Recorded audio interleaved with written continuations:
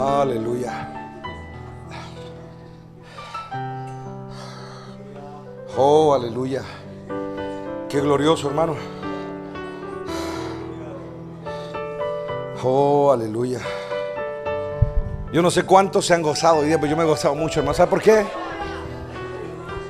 Porque la historia nos recuerda las batallas que se ganan cuando somos mayoría. La historia recuerda las batallas que ganamos cuando somos minoría.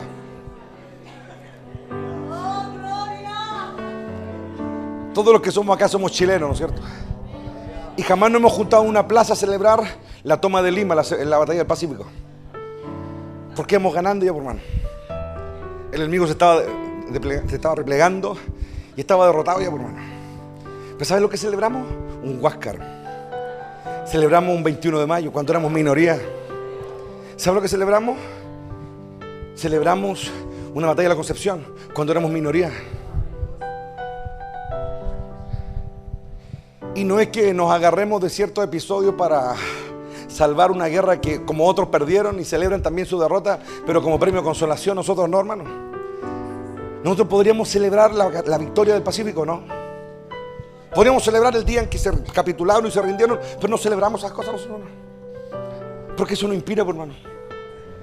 No celebramos eso. Celebramos los momentos en que era lógico que perdiéramos o era lógico que se rindieran. Y eso es lo que nos inspira. Y Dios hace exactamente lo mismo. En el cielo no se celebran las victorias en la tierra cuando éramos mayoría, sino cuando éramos minoría. Para que el poder de Dios se manifieste en nuestra debilidad. Para que la fuerza de Dios se manifieste en nuestra fragilidad, se manifieste en nuestra incapacidad. El Señor le dijo en un momento al apóstol Pablo, ¿sabes qué le dice? Pablo quiere ser fuerte, quiere ser, porque todavía tiene la mentalidad humana, ¿me entienden? Quiere ser intachable, todavía tiene ese pensamiento fariseico, ¿me entienden? A pesar de que ha conocido al Señor, a pesar que se ha convertido, ¿no es cierto? A pesar que ha recibido el mensaje y todo lo demás. Pero todavía está permeado, está influenciado por el pensamiento del fariseo. Él tenía una escuela, toda su vida se había esforzado por ser el mejor, ¿no es cierto? Y de hecho después él habla acerca de eso. Y dice que él llegó a ser un fariseo de buena cepa. Y él siguió con ese pensamiento. Pero hubo un momento en que él trató de seguir sirviendo a Dios, ¿no es cierto? Con todo lo que él pensaba, ¿no es cierto? Era como lo mejor que Dios o Cristo se podía merecer. E intentó con esa fuerza misma llevar el evangelio al mundo, llevarlo a Corinto, por ejemplo. Y uno se puede dar cuenta, lo llevó a Grecia. Y uno se da cuenta de que no le fue tan bien, por hermano. Porque como que hizo un cortocircuito con los principios básicos de Dios, por hermano. Pero obviamente él no lo conocía. Se cuenta que los grandes hombres de Dios descubren las cosas grandes de Dios cuando hacen cortocircuito con él. Por ejemplo, cuando David, el rey, pretendió llevar el arca, un tema que hemos comentado muchas veces, ¿no es cierto?, a Jerusalén, obviamente para honrar a Dios, ¿me entienden? Porque él tenía hambre de Dios y lo llevó a una carreta y todo, y pasó lo de Uzi, pasó todo ese desbarajuste. Fue un cortocircuito, hizo cortocircuito con la voluntad de Dios. Y en ese cortocircuito él conoció a Dios, por hermano. Fue ese cortocircuito el que lo llevó a investigar. Primero estuvo enojado, después tuvo miedo, después estuvo frustrado, pero finalmente se dio cuenta que no podía vivir lejos de Dios. Y como no podía vivir lejos de Dios, se humilló, comenzó a acercarse y en ese acercamiento se dio cuenta de cosas que Dios quería que él viera. Y como les dije hace un tiempo atrás, en una prédica que estaba escuchando delante, de hace como 2 años atrás, el Señor me muestra algo mientras estoy predicando. Y yo les digo que hubo un momento en que Dios se dio cuenta que las canciones y todo lo que David hacía ya no lo podía llevar más arriba. Entonces Dios crea un cortocircuito en su vida para que él vaya a otra escalera ahora. La palabra de Dios, que es la que de verdad nos lleva al cielo. Estamos viviendo una época donde hay mucha alabanza, sobre todo en Latinoamérica. Mucho cantautor cristiano, mucha música, mucho estilo, mucho ritmo, muchas letras, pero la gran mayoría no te lleva a ninguna parte, hermano. ¿Y saben por qué? Porque no hay vida de rap. Porque, gracias, hermano. Porque ya no hay palabra, no hablo de palabra de letra, hablo de palabra revelada, ¿me entienden? La mayoría de los jóvenes que están inmersos en la música cristiana no entienden nada, quieren tocar, quieren ser vistos, no hay trato atrás, no hay meditación de su ley, no hay nada. Entonces hay un momento en que Dios tiene otro plan con David. Quiere llevarlo más arriba. Pero David está, porque uno cuando aprende algo, uno se queda cómodo en eso, hermano. A todos nos pasa. Cuando uno llega a un nivel, uno se acostumbra después a ese nivel. Y si quiere quedar ahí y no quiere enredarse más, ¿me entiendes? Pero hay un momento en que las cosas cambian para nosotros. Y es cuando Dios las cambia. Y no hace ese cortocircuito. Hizo un cortocircuito con David, hizo un cortocircuito con Pablo. Y en un momento el Señor le dice, ¿sabes qué le dice? Si vamos a hacer una historia juntos y tú vas a ser el instrumento escogido que mi hijo dijo que ibas a hacer, entonces hay cosas que tienen que quedar. Para que no ganes con mayoría. Para que ganes con minoría. Para que ganes en la debilidad. Para que triunfes cuando tú no te sientes fuerte. Qué glorioso eso, ¿no? Ganar cuando uno no se siente fuerte. Es glorioso eso. Ganar cuando uno no se siente fuerte. Es glorioso ganar cuando no nos sentimos fuertes. Es glorioso ganar porque ahí es cuando uno no se siente fuerte, cuando se siente débil, cuando se siente enfermo, cuando no tiene que hablar, por ejemplo, a veces. Y de pronto Dios desciende y llena el momento. Dios desciende y da una palabra. Dios desciende e inspira. Entonces uno ahí de verdad le da la gloria a Dios, hermano. Y reconoce uno, ¿no es cierto?, que es Dios quien lo está haciendo. Y tenemos que acostumbrarnos a esa forma de vivir con Dios. Esa forma de actuar. De sentirnos fuertes, pero en Él. Pero para sentir la fuerza de Dios, uno tiene que sentir la debilidad de uno. Muchas veces esa debilidad es culpa nuestra, como en el caso de Pablo. Pablo tenía un aguijón de su carne, ¿no es cierto? Pero la forma de ver las cosas de Dios no siempre es como la forma nuestra. Y Dios le dice que Él prefiere que eso se quede para un bien mayor. Y el bien mayor es que el poder de Dios iba a perfeccionar en esa debilidad. Es decir, esa debilidad iba a ser siempre como su batalla el 21 de mayo, ¿me entienden? Él iba a sacar fuerza de donde no tenía. Y Dios iba a glorificar. Y Él lo iba a tener claro. Y qué glorioso para un instrumento de Dios tener claro acá, no acá, acá. Tener claro que el que lo hace es Dios. Porque se dan ustedes cuenta que muchas veces con la gran escollo con el que chocamos en la vida es que todos tenemos la teoría súper clara. Todos, no somos tontos, ¿me entienden? Tenemos la teoría súper clara. Pero lo que nos juega una mala pasada en la vida es la diferencia entre lo que sabemos y lo que somos. O entre lo que pensamos y nuestras interpretaciones, ¿me entienden? Lo que de verdad creemos. Dos personas pueden decir exactamente las mismas cosas y pueden sonar completamente distintas por cómo lo sienten. ¿Saben por qué? Porque yo puedo, como dice Pablo, mantener la forma de las buenas palabras. Pero mantener la forma, ¿me entiendes? La imagen. Pero el contenido no es el mismo. Y es algo que Dios siente. Y yo sé que esto puede ser a veces frustrante. ¿Por qué? Porque cuando Dios te dice, pero pásalo, y uno dice, ¿por dónde? Pero míralo. Ahí está la puerta frente a ti, pásala. ¿Pero cómo? Y eso frustra, por hermano. Cuando Dios te pide algo que tú no entiendes. Entonces, la única manera de encontrar la respuesta del acertijo es humillarse. Y no nos gusta humillarnos. Ya, nuestra humillación es como de corta duración. No nos gustan las largas humillaciones a nosotros. Y hoy día estaba leyendo la dedicación del templo que hizo Salomón. Y dice, cuando Salomón terminó de elevar, dice, estas oraciones y peticiones al Señor, se puso de pie frente al altar del Señor, donde estaba arrodillada con las manos levantadas al cielo. De pie, dice, bendijo en voz alta a toda la congregación de Israel, diciendo, alabado sea el Señor, quien ha dado descanso a su pueblo Israel, tal como lo prometió. No ha faltado ni una sola palabra de todas las promesas maravillosas que hizo mediante su siervo Moisés. Que el Señor nuestro Dios esté con nosotros como estuvo con nuestros antepasados, que nunca nos deje ni nos abandone. Que ponga en nosotros el deseo de hacer su voluntad en todo y de obedecer todos los mandatos, los decretos y las ordenanzas que dio a nuestros antepasados. Y que esta oración que hice en la presencia del Señor esté delante de Él continuamente de día y de noche, para que el Señor nuestro Dios haga justicia conmigo y con su pueblo Israel según las necesidades de cada día, dice. Entonces, gente de todo el mundo sabrá que el Señor es el único Dios y que no hay otro. Que ustedes son totalmente fieles al Señor nuestro Dios, que siempre obedezcan sus decretos y mandatos tal como lo están haciendo hoy. Luego el rey dice, y todo Israel junto con él ofrecieron sacrificios a Dios. Salomón presentó al Señor una ofrenda de paz de 22,000 cabezas de ganado. Imagínate, 22,000 animales. Yo en pensar en ese número, hermano, imagínate lo que es matar 22,000 animales, hermano. 22.000 animales, 1.000 cabezas de ganado y 120.000 ovejas y cabras. Es decir, una cosa impresionante, hermano. Impresionante. ¿Y sabes qué? Yo pensaba en ese momento, o trato un poco de imaginarme cómo fue que ocurrió todo esto. Y la verdad es que uno después se pregunta y dice, ¿por qué este hombre, después de haber partido tan bien, termina tan mal? ¿Por qué? Podemos atribuirlo a muchas cosas, pruebas, tentaciones. No sé, algunos dicen que era por el tema de cómo se fue tras mujeres extranjeras. Podemos aludir a muchos argumentos. Pero ¿saben qué es lo que a mí me llama la atención de todo esto? Es que yo creo que el gran problema de Salomón fue que se hizo poderoso. Ya nadie quería pelear con él o con su reino. Había abundancia. Su padre había dejado un legado impresionante. El ejército de Israel era literalmente invencible. Ustedes saben que cuando se hace una proeza, después comienzan, ¿no es cierto?, los comentarios de eso y se agranda más. Entonces, al final en Medio Oriente, ¿quién se atrevía siquiera a pensar en tratar de atacar a Israel? Nadie, por hermano. Entonces eso trajo un tremendo relajo, ¿me entienden? Un tremendo relajo.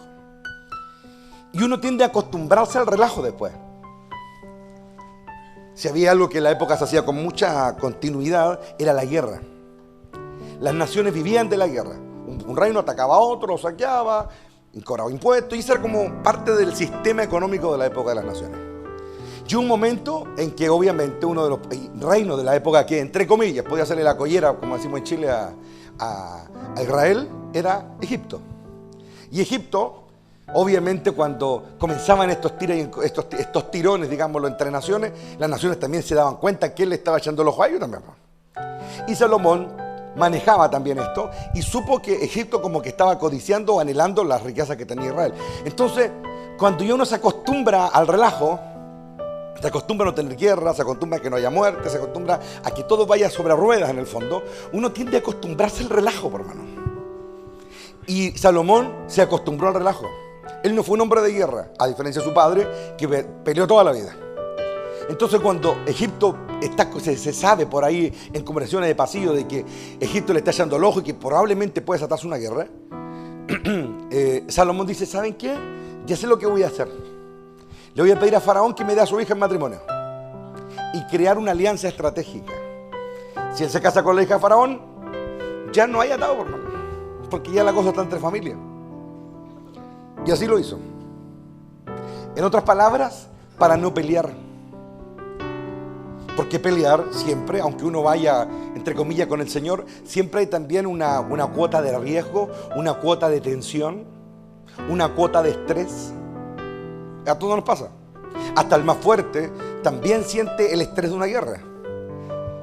Y a pesar de que Israel estaba en su apogeo, digámoslo, económicamente, militarmente, etc., también era un estrés, una guerra, aunque la ganaran, era un estrés. Entonces él no quiso eso. Y prefirió seguir sintiéndose fuerte y confiado en Dios. Porque en la guerra podía pasar cualquier cosa, por hermano. Cuando uno analiza un poco las batallas de Israel, hubo un momento en que Israel huyó de los filisteos. Y era David el que se quedaba a enfrentar al enemigo, hermano. Es decir, para cada batalla se necesitaba una gran dosis de fe. ¿Me entienden? De confianza. Y Salomón se acostumbró a la buena vida, por hermano. Se acostumbró a los placeres, se acostumbró a que todo funcionara solo, que las riquezas llegaran sin casi trabajar. Y ahí es cuando uno comienza a entender por qué Dios siglos más tarde le dice al apóstol Pablo, mi poder se perfecciona en la debilidad, le dice. Es decir, mi poder, la palabra literal de perfeccionamiento no es perfección, sino que es la manifestación, es la revelación. Es mostrar, es sacar del escondite y poner arriba. En otras palabras, lo que le está diciendo Dios a Pablo es que su poder, el de Dios, se va a mostrar, se va a revelar. Todo el mundo lo va a ver. Lo va a ver la iglesia, todo el mundo va a ver ese poder en la debilidad. Y yo creo que muchas veces a nosotros no nos gusta sentirnos débiles. Me incluyo. No nos gusta sentirnos expuestos. No nos gusta prepararnos para una batalla. Claro, nosotros acá hablamos de guerra y todo, pero cuando tú tienes una guerra personal real, algo que tú sabes que vas a enfrentar, que no te gusta tanto, y esa es la verdad. Y el Señor a nosotros nos pide que entendamos que todo lo que estamos viviendo vamos a lograrlo de esa manera, dependiendo de Dios. Y depender de Dios cuesta. Depender de Dios, depender de su fuerza, depender de su bendición, depender de lo que Él haga. Es difícil, no es fácil. Y nosotros como que queremos, como Pablo, ser perfectos. O no tener nada, ninguna debilidad.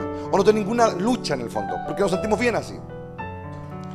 Cuando Salomón ora, todavía no le ha tocado enfrentar cosas. Está recibiendo el reino. No lleva mucho de rey. No han habido luchas. Y el Señor me decía algo cuando yo leía esta oración es súper linda. Está bien hecha, está bien invocado el nombre del Señor. Ya, está bien, es muy fácil hacer una buena oración. Que suena linda, ¿me entienden? Pero el Señor me hablaba que después hay que defender esa oración, po. Defenderla, hermano. Hay que defender ese clamor. Hay que defender esa alabanza. Hay que defender esa fidelidad.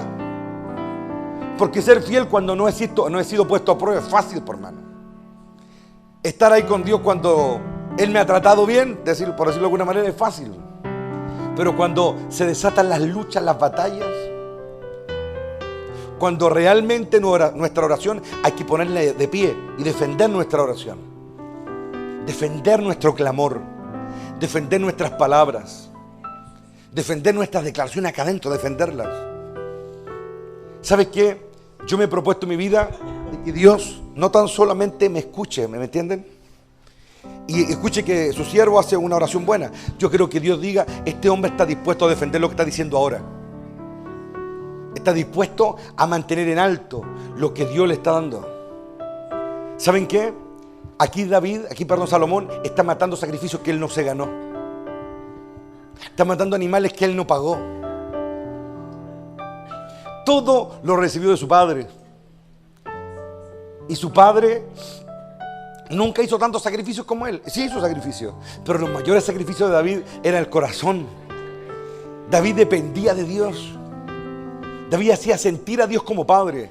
Y lo demostraba en el campo de batalla, donde no hay oraciones, donde no hay sacrificio, donde no hay música, sino que hay muerte, hay amenaza, hay peligro. Ahí él demostraba su alabanza. Esos millares de carneros que él mató en los campos de batalla jamás serán olvidados.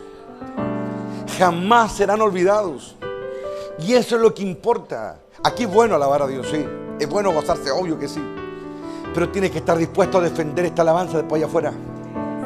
Tienes que estar dispuesto a defender esas levantadas de puño que hacías aquí, a defenderlas afuera.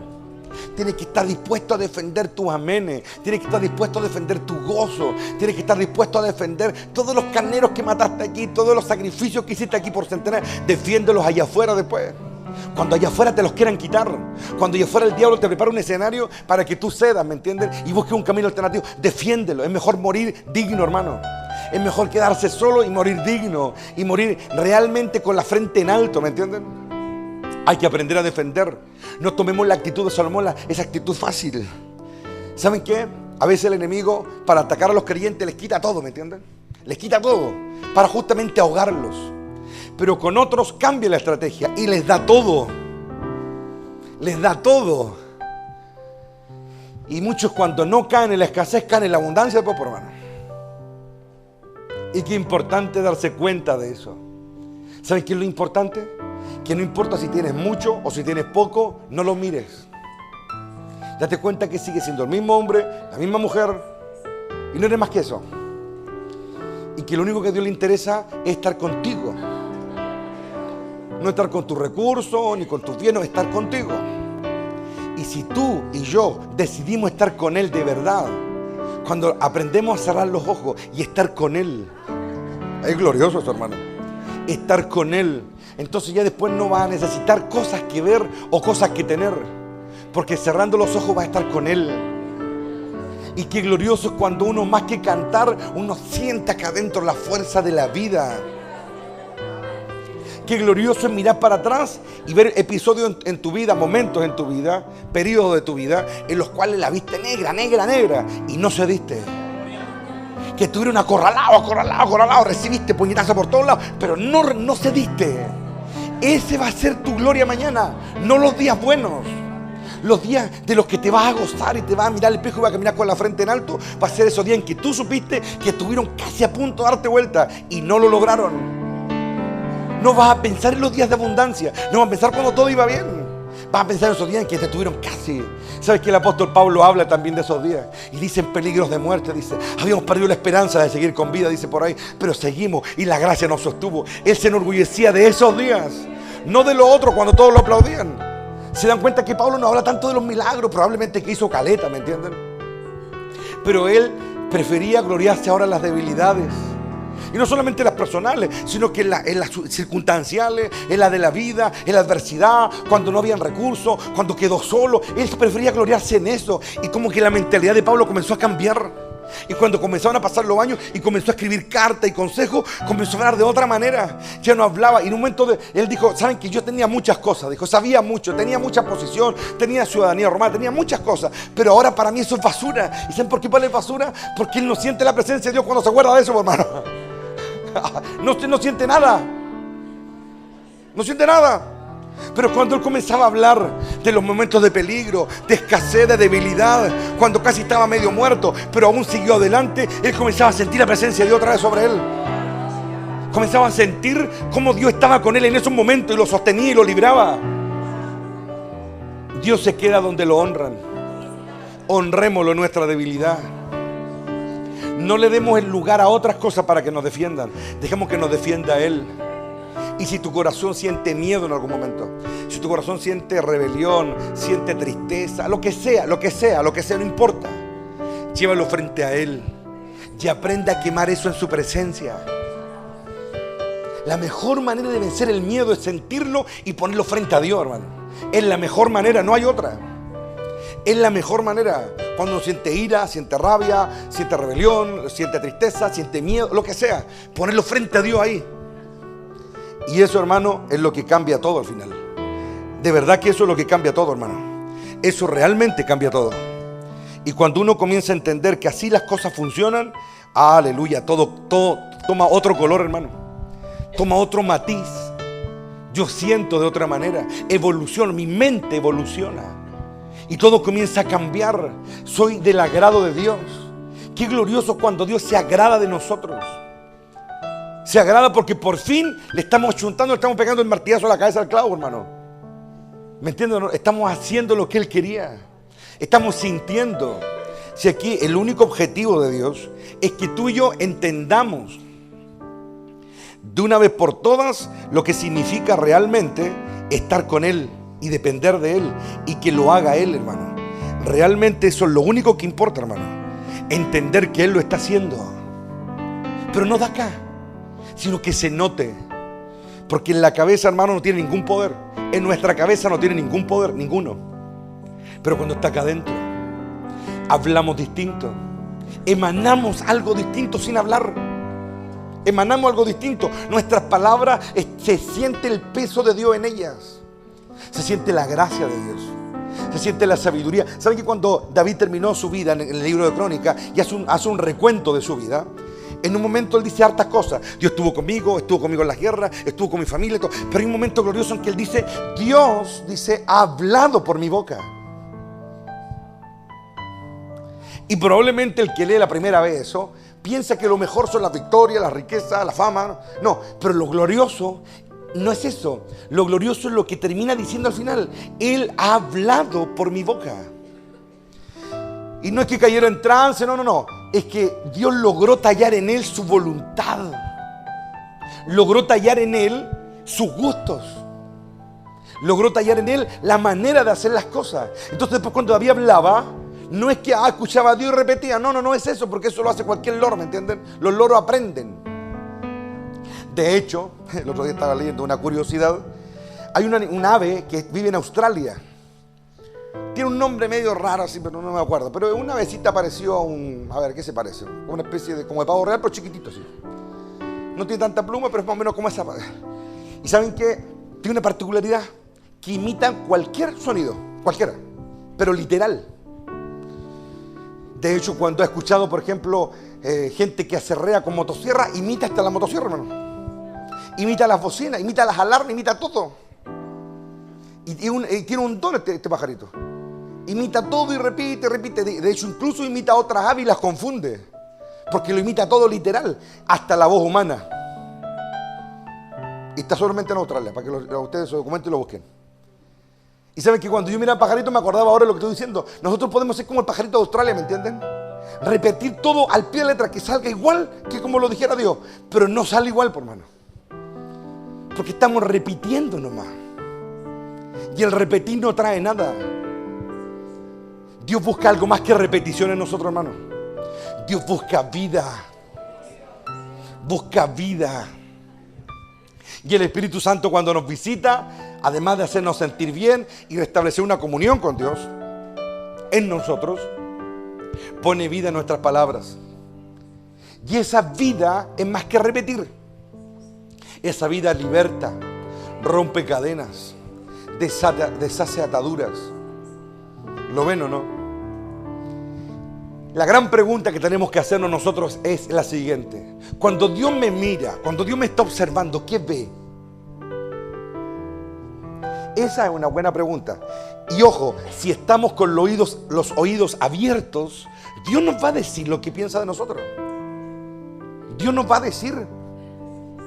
Sí, obvio. Si para Él esa es una prioridad, que tú y yo sepamos lo que Él piensa de nosotros. Es una prioridad. Y saben que yo en mi vida de cristiano, pocas veces, muy contadas veces, he hablado con personas que me han venido a decir, por ejemplo, ¿sabe qué, pastor? Dios me dijo que yo era malo.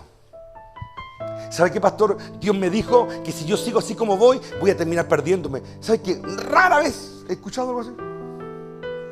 ¿Sabe qué, pastor? Dios me dijo que yo era un hipócrita. ¿Sabe qué, pastor? Dios me dijo que yo era un interesado. ¿Sabe qué, pastor? Dios me dijo que yo era un envidioso. Y sabe que yo pocas veces he escuchado en mi vida a los cristianos decir eso. ¿Sabe qué, pastor? Dios me dijo que yo era un altanero, que yo era sabio en mi propia opinión. Rara vez. Y cuando yo veo a la gente, lo que más veo es eso a veces, hermano. Entonces, yo me pregunto, ¿por qué la gente no puede oír eso de Dios? ¿Saben por qué? Porque tienen los oídos cerrados. Porque oyen lo que quieren oír. A mí no me interesa que Dios me venga a halagar, hermano. Porque si Dios me halaga a mí solamente siempre, entiendo que parte de una relación sana es también el incentivo. Dios tiene que también un momento decirte, hijo, yo te amo, o hijo, hiciste bien esto. También es parte de no hacer todos los días todo malo. No, tampoco funciona así. También tiene que un momento darnos ánimo, alentarnos, felicitarnos por alguna cosa. Eso hace un buen padre. Pero también es necesario la otra parte, hermano. Es necesaria la otra parte. ¿Y saben qué? Yo estoy seguro que Salomón, más de alguna persona de los que lo rodeaban, le dijeron las cosas. Le dijeron, rey, no haga esto, o rey, no haga esto otro, o esto no está bien, esto no, David no lo hubiese hecho. Pero ¿sabes cuál es el problema que tenía Salomón? El mismo problema que tenían todos sus hermanos, que nunca habían sido corregidos. Lo habían tratado con mano de seda, siempre. Ese fue un gran error de David. Siempre fue todo suave, nunca los molestó nada, nunca les dio un varillazo, nunca los mandó castigados a acostarse 5. No, nunca le hizo nada. Y como nunca les hizo nada, no estaban acostumbrados a las correcciones. No estaban acostumbrados a bajar las orejas.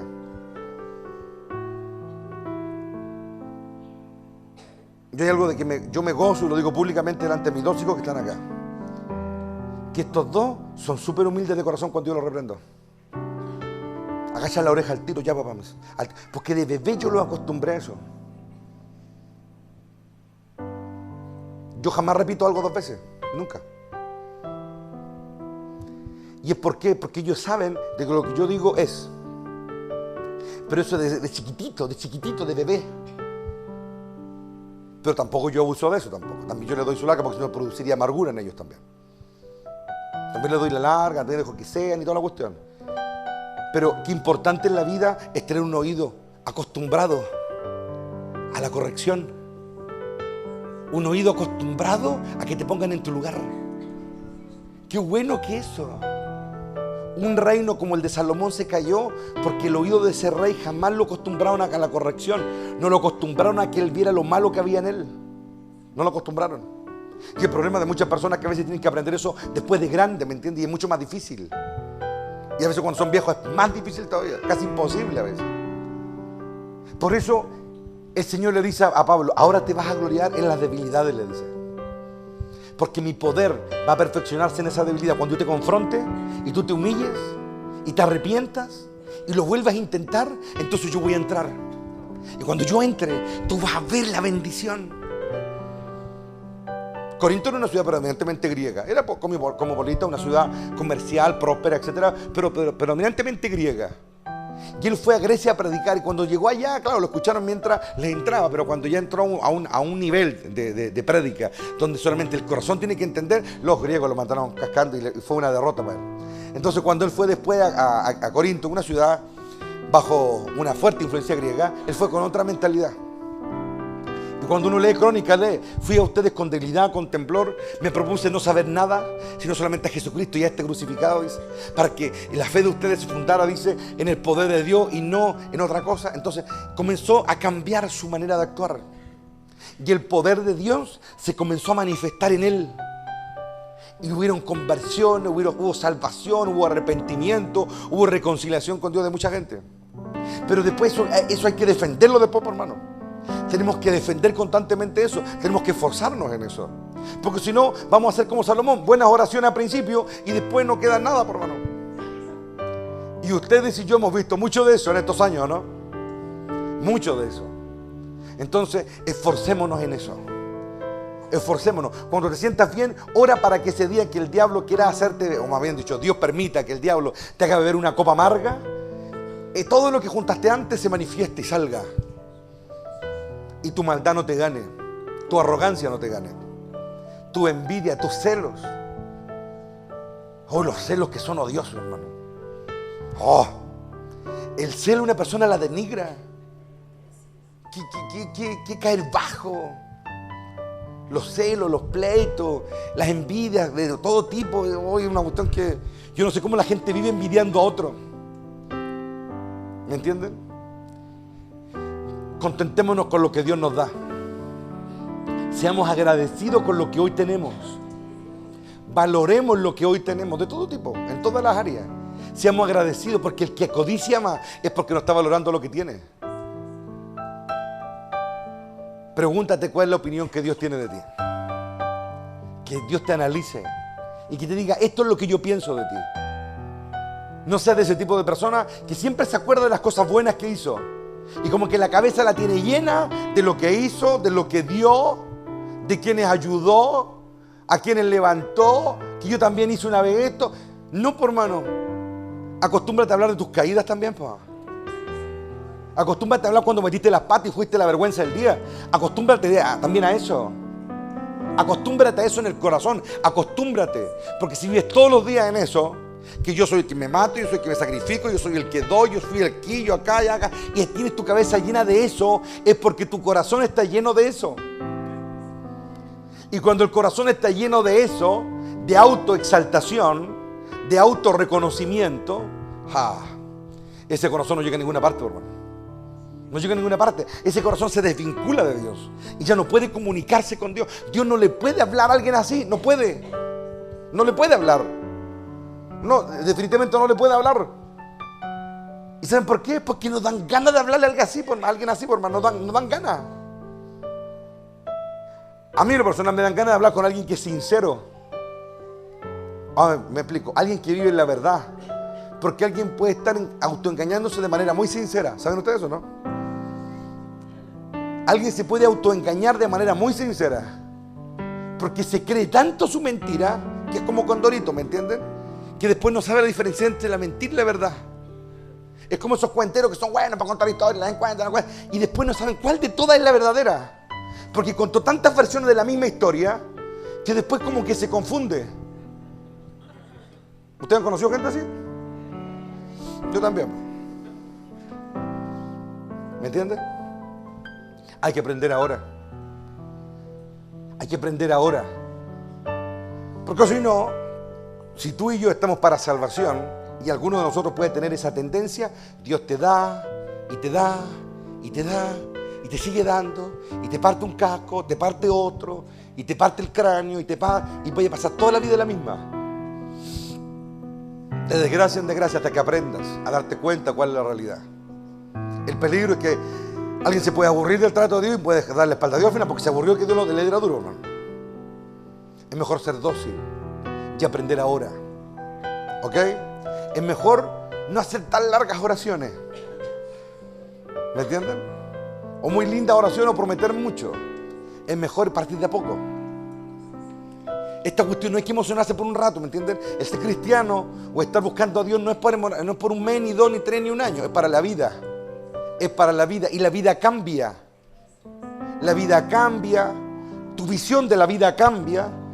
Tu cuerpo cambia. Tu mentalidad cambia. Tus gustos cambian. Tu anhelo de la vida cambian. Tus propósitos cambian. Tus metas cambian. Todo cambia. Cambia. Porque si hay una característica del ser humano es que es voluble, cambia. Siempre está para allá, para acá, para allá, para acá. Un día le emociona una cosa, otro día le emociona otra. ¿Me entienden? Cuando yo tenía 20 años tenía una visión del mundo. Cuando tenía 30 tenía otra. Cuando tenía 40 tenía otra. Uno va cambiando. Lo importante es que no sean cambios tan drásticos que te lleguen a avergonzar después, por favor. La gente cambia. Y hay que estar preparado para esos cambios. Yo en mi vida, hermano, he visto tanto, hermano. ¿Cuántos han jurado fidelidad eterna? Y después, lo bueno no, la gente cambia. Pero el que de verdad es íntegro, ya no se preocupa de estar en un estatus o en una categoría de superhermanos, ¿me entienden? No le interesa. Sino que es siempre el mismo. No cambia, es siempre igual. Siempre hay más líneas. Porque ellos no andan en función del resto. ¿Me entienden o no? Hay gente que es muy fiel al rey cuando el rey los pesca. Y cuando el rey no los pesca mucho, ahí la fidelidad empieza a bajar. Pues el nivel de aprobación empieza a bajar, hermano. La fidelidad no es algo que alimenta el que está arriba. La fidelidad es algo que alimenta a uno. Porque el que está arriba sobre mí, quien sea, si está ahí, es porque él ya fue lo suficientemente fiel para llegar ahí. Y él le debe fidelidad al que está sobre él. Y obviamente también hacia abajo. Pero se trata de eso, hermano. ¿Lo ven o no? Entonces hay un momento en que vienen las pruebas, la lucha, la adversidad. Y cuando llegan, y cuando uno se sienta ahí, ¿sabe qué es lo que hace el alma que no tiene amor? Como que larga todo. Lo larga, no, ya no le interesa nada. Ya. Pero el que ama y tiene esa última luz que no se apaga. Y de ahí se recupera otra vez. Se vuelve a recuperar, vuelve a encenderse otra vez. Vuelve a vivir otra vez. ¿Lo ven o no? No se acostumbren a los regalos de Dios, hermano. A las dádivas de Dios. No se acostumbren. Porque cuando uno se acostumbra a algo, después lo demanda. No uno, el corazón lo demanda. ¿Y qué tal si de un momento ya no te quiere dar más algo? Y no va. ¿Saben qué? Los regalos son regalos. No se olviden de eso. Los regalos son regalos solamente. Son regalos. Y uno no se acostumbra a los regalos. No se acostumbra a los regalos. Uno tiene que acostumbrarse a la comunión, no a los regalos. Si uno se acostumbra a los regalos, hermano, después con los años comienza a no hacer las cosas bien. Y comienza a esperar algo y a demandar algo que no le pertenece. La atención no se demanda. El cariño no se demanda. El amor a otro no se demanda. Aquí yo soy tu amigo y me tenés que querer. Yo soy tu amiga y me tenés que querer. No, por hermano. No. No. El amor verdadero no demanda. No pide. El amor verdadero da. Pero a veces nosotros disfrazamos nuestro amor. Pero en el fondo es porque nos gusta recibir, no porque nos guste dar. El que tenga oído que escuche. No sé por qué estoy diciendo esto, pero por algo será. El amor se deleita en dar, no demanda. No quiere atención. ¿Me entienden?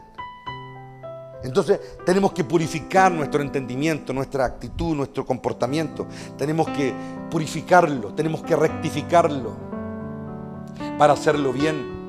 Y cuando nos acostumbramos a dar, cuando ya nos acostumbramos a encajar en un reino, es porque ya tenemos un rey. Yo no espero nada de mi rey, en serio. Yo no espero favores, yo no espero regalos, yo no espero dádivas, no espero un puesto al lado de Él. No, no me interesa. Y no es porque no lo quiera, obvio. Si algún día Él me honrara con eso, yo sería súper feliz. Pero yo no estoy pidiendo eso. Yo no estoy pidiendo que Él venga para que me honre y me dé, no sé, pues no, ese no es mi punto. Yo estoy esperando que Él venga porque lo que yo quiero es que ante Él toda rodilla se incline. Porque yo quiero ver sobre todo a sus más acérrimos enemigos humillados hasta el suelo. Y yo puedo estar por allá lejos, me da lo mismo. Pero por último he estado ahí apoyando eso y no estoy esperando que me dé nada. ¿Lo ven o no? Pero en el caso de los discípulos, como hablamos unos días atrás, no era así la cosa, hermano. Habían envidias entre ellos. Pedro envidiaba a Juan. Y evidente la envidia que tenía por Juan. ¿Por qué? Porque Juan era más cercano. ¿Me entienden o no? ¿Se dan cuenta que este cuento de los celos entre varios no solamente tiene que ver con las parejas nomás? Sino que él tenía celos de Juan. Porque Jesús probablemente le prestaba más atención a él. Estoy hablando de algo que pasó hace 2000 años, así que no estoy tocando el tópico a nadie. Pescaba más a Juan, hablaba más con Juan, pasaba quizá horas hablando con Juan, pero no con él. Pues entonces este comenzó a sentir envidia. Entonces todo ese cuento de que bueno, y yo qué, y él, y qué. Y ahí como que Jesús lo queda mirando. Lo ven, ¿no? Estamos hablando de algo que pasó hace 2000 años atrás. Pero la historia de los razones humanos es una cuestión que se repite. Se repite. ¿Y saben por qué Juan era envidioso? Perdón, Pedro, ¿por qué era envidioso? Porque yo creo que no tenía una identidad clara. Como no tenía una identidad clara, él quería que Jesús lo mirara a él. ¿Me entiendes? Y así se iba a sentir seguro si lo pescaba a él. Pero no funciona así, por hermano. Por eso es que Cristo le responde como lo responde, ¿me entiendes? Y Jesús le pudo haber dicho muchas cosas, ¿no es cierto? Le pudo haber dicho, bueno, ahora Cristo está cerca mío. Yo lo hice eso, yo hubiese estado y lo hice eso. Yo hubiese estado y lo hubiese dicho, bueno, ahora Cristo está cerca mío. Ahora. Pero cuando yo estuve en la cruz, ¿dónde estaba ahí? Cuando todos me dejaron, ¿dónde estaba ahí? Pero como el Señor era un caballero, no lo quería humillar. Es decir, tú demandas cosas, pero cuando te toca darlas parece que no te gusta mucho. ¿No es cierto? Pero al buen entendedor, pocas palabras, hermano. Porque generalmente el que demanda algo no le gusta darlo. Lo bueno, ¿no? Entonces Juan miró nomás y no dijo nada. Y Jesús probablemente le dijo, Juan, llamámonos para allá a conversar nosotros solos. Y dijimos, esto tonto acá. Lo bueno, ¿no? Entonces, que Dios nos ayude a tener esa claridad. Porque ya no estamos en un tiempo de saber o no saber Biblia, porque todos conocemos la historia, ¿o no? Todos conocemos ya no hay ninguna historia bíblica que se nos haga ajena o que no sepamos de más o menos de qué se trata. Pero lo que sí hace harta falta es el cambio del corazón. Ya no es tanto la cabeza, el corazón. Que de verdad seamos siervos, que de verdad seamos humildes, que de verdad aprendamos a amar sin esperar nada a cambio, que de verdad consideremos al resto como mayor a nosotros mismos, que de verdad dejemos de envidiarnos, que de verdad dejemos de pelarnos y hacer grupitos. ¿No es cierto? Espero que los que son amigos, aquí entre algunos, no se junten para andar pelando a otro o haciendo grupos con otro, hermano. O hablando mal de otro grupito, ¿o no? Porque los grupos que se juntan para eso terminan pésimo. Terminan pésimo. ¿No es cierto? Pues como ahora tienen un círculo de confianza, donde todo muere ahí nomás, la caca se pudre más ahí entre dos, tres, cuatro, no, hermano. Y no sé por qué estoy diciendo esto, pero por algo será. ¿No es cierto? Yo tengo un amigo de esa edificación, ¿no? No me andar pelando, hermano. o andando hablando mal de otro, ¿no? O andar haciendo partidismo, ¿no es cierto? ¿No es cierto que sí? Ya, pues. Cuando uno habla lesera, hermano, el día domingo se te nota en la cara. ¿Sí? Y yo lo veo. No me preguntéis cómo, pero yo lo veo. Y quiero dejar en claro que a mí nadie me viene a decir nada. Lo siento. Entonces hablemos lo correcto. Es decir, llevémoslo acá adentro. Hacer lindas oraciones como la de Salomón es fácil. Matar animales que otro se ganó es fácil. El que tenga oído, que escuche. Matar animales que otro ganó es fácil. Te lo digo de otra manera. Subirse a este altar y que Dios respalde es fácil, porque eso a veces es matar animales de otro. Animales que se ganó otro. ¿No es cierto? Pero hay un momento en que Dios nos va a hacer defender nuestras palabras. Va a hacer que defendamos lo que hemos dicho. Y ahí se va a notar de qué estamos hechos. Así que quede claro. Que nuestras palabras sean realmente edificantes. Que nuestras acciones sean gratas ante Dios. Entonces, más que los animales que matemos, va a ser nuestro corazón. Nuestro corazón. Nosotros acá adentro. No hay nada más glorioso que un hombre o una mujer cuando logra vencer su propia maldad. La Biblia a eso le llama arrepentimiento. Es cuando venció su propia maldad. Y la Biblia dice que por la única razón que en el cielo al menos hay fiesta es cuando un pecador se arrepiente. En otras palabras, cuando un hombre o una mujer venció su maldad. Porque cuando vence la maldad, el rostro brilla. Cuando venció su maldad, su espíritu es libre. ¿Sí? El espíritu, cuando uno vence la maldad, el espíritu es libre y celebra dentro de mí. Eso hace. Pero cuando está atado por la maldad del alma que no se arrepiente, el espíritu no fluye, está contristado. Que no es otra cosa que con tristeza. Está triste, está oprimido. Cuando alguien está negro, se gana lejos. Cuando alguien está en comunión, se gana cerca.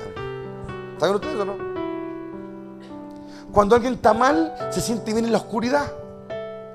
Cuando alguien está bien, se siente bien en la luz. El que tenga oído que escuche. Se siente bien en la luz. ¿Saben qué? Nosotros muchas veces tenemos tesoros en nuestra vida que simplemente están ahí porque todavía nadie ha intentado robarlos. Pero tus verdaderas riquezas son las que tú defiendas, no las que te regalan. Esas son tus verdaderas riquezas, las que tú defiendes y son tuyas. Y son realmente tuyas. Pero cuando yo vengo a este lugar, yo vengo a este lugar a gozarme. Mi deber, mi primera ofrenda a Dios, ¿saben cuál es? Llegar libre. Repítetelo en las mañanas cuando te venga. Mi primera ofrenda es llegar libre. Es llegar a darle a Dios lo que Él quiere oír. Es venir a derramar mi alma en gozo, en quebranto, lo que sea, en gratitud. Pero venir donde Él y no llegar atado. Porque si pasa una semana y yo llego atado a este lugar, ¿qué clase de persona soy? ¿Qué clase de cristiano soy? ¿Lo ven o no? Debo llegar libre a este lugar. Llegar libre. Y qué glorioso cuando un alma llega libre, hermano. Que Dios nos ayude en este día. Que el Espíritu Santo nos siga dando claridad. Y nos siga fortaleciendo en los tiempos que estamos viviendo. Nos siga renovando. Y si nos quedan guerras por lidiar, que Él nos ayude a estar preparados para esa guerra. Y vencer en esa guerra. Triunfar en esa guerra. Si alguien llegó enfermo, que se sane. Amén. Si alguien llegó con algún dolor o algo, que ese dolor se disipe. Y que ese dolor no te ancle. Porque nada nos podrá separar del amor de Dios, dijo el apóstol Pablo. Nada, nada, nada. Si la enfermedad te separa es porque todavía el vínculo no es lo suficientemente fuerte. Si un dolor o una preocupación, yo entiendo que a veces hay tensiones en el interior que son muy fuertes de someter. Yo lo entiendo. Pero hay un momento en que tú tienes que olvidarte de todo, hermano, y jugártela toda por el reino. Para que estos pequeños vean de que los adultos se la jugaron por el reino. Y ganaron y triunfaron. Que este día sea bueno. Que este día sea de bendición y de claridad. Amén. Tome la mano de alguien por ahí cerca. Soberano, creador, en esta mañana, Padre, y a tarde te damos la gloria y la honra que mereces. Te alabamos, Padre, porque nos has sostenido. Te doy gracias por cada uno de los que están en esta mañana aquí, Padre. Te ruego que tú los fortalezcas, los libertes, los renueves, los vitalices en tu amor infinito. Padre, que toda enfermedad se seque en el nombre de Cristo. Que toda influencia satánica tú la rompas en el nombre de Cristo. Y haya libertad, Rey eterno, para habitar cerca de ti. Padre, gracias por esta mañana, gracias por las alabanzas, gracias por tu palabra. Rompe toda atadura y derrama sanidad en los corazones. Te encomendamos el resto de este día, Padre, para que tu verdad fluya en nosotros y todo mal caiga en el nombre de Cristo. Toda atadura se rompa en el nombre de Cristo.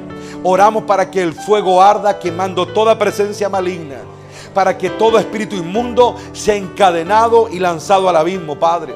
Para que todo espíritu de división y murmuración sea encadenado y lanzado al abismo en el nombre de Cristo. Bendito Adonai, levántate en esta hora. Establece el reino en nuestra tierra y derriba todo argumento. Padre, que la confusión se apodere de nuestros enemigos. Y mientras nosotros te alabamos, tú glorificas tu nombre en medio nuestro. Quédate en esta hora, Padre. Quédate en esta hora y líbranos del mal. Te lo pedimos en los méritos de Cristo, nuestro gran Rey. Amén y amén. Vamos a darle la gloria a nuestro Padre. Amén. 1, 2 y 3. Gloria a Dios, gloria a Dios, gloria a Dios para siempre. Aleluya. Busque a alguien, bendíganse. Hemos terminado.